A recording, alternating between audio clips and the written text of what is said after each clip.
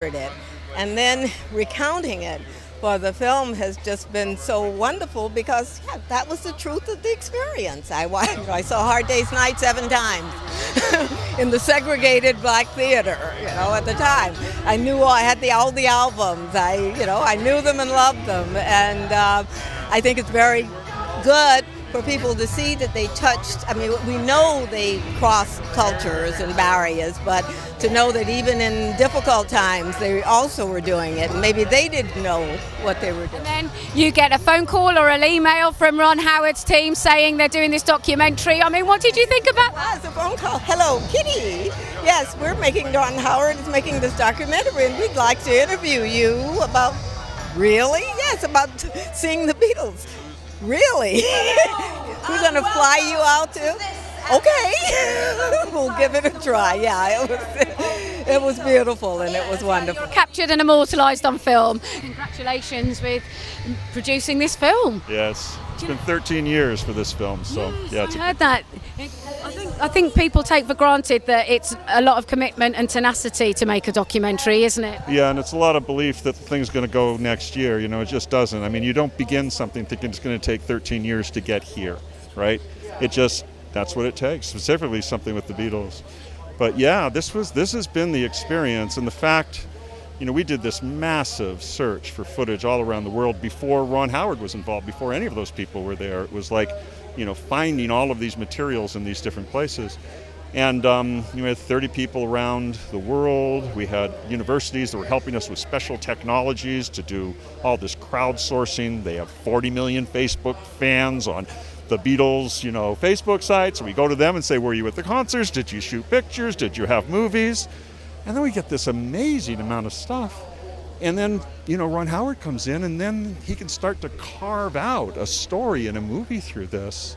Some of the best observations about it, and it's I think The Guardian did a piece recently, is that it strips away like everything that you thought of Beatlemania since to get to the feeling it was then. Because what a story that was.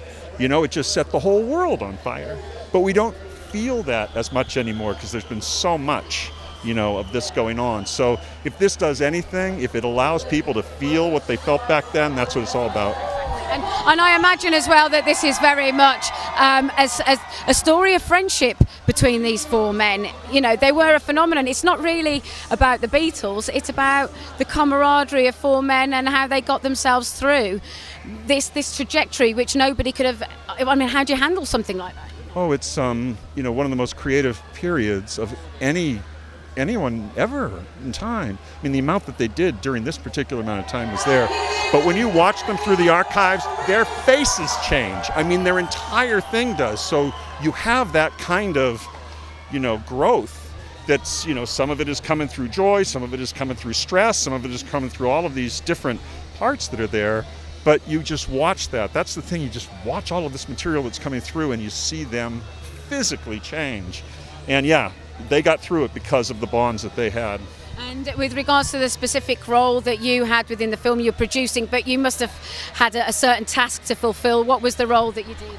Well, we're the ones that began the project. I walked in 2003 to Apple, and I said, I was working with National Geographic at the time, let's do a feature film based on the amateur media captured by fans at the events for Beatles Live. So that's where it began, 2003. And it just went through enormous, amounts of different parts. But we flipped the model. I mean, what we were saying is, we don't know what's out there. Let's just find as much as we can. Let's not limit ourselves to a story first. Let's find that and see how the archives can speak, how they can do it. And so then Ron Howard becomes the one who's listening to those archives, right? And he's going on, he's finding these amazing story, and he's starting to put that through. So yeah, it's so our role was that. Our role was really keeping this film going from 2003 until 2014, when Ron Howard comes in and they start to make the movie out of that. And what for you? Why have the Beatles lasted the test of time? Why have the Beatles lasted the test of time? I have no answer to that. I really don't, but there's nothing like them.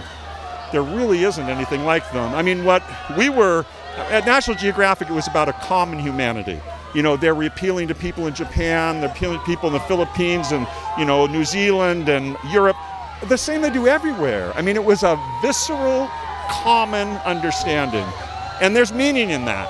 You know, and what was that was going on? Whatever it was not just special, it was spiritual, and it's lasted in a way nobody else does. I mean, you don't get this thing from the others. I mean, look at this now.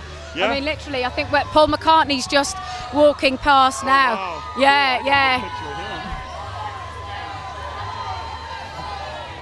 Paul McCartney. I know, it's crazy, isn't it? Isn't it And you've wild? been working with him. You've made a film about him. And he's here.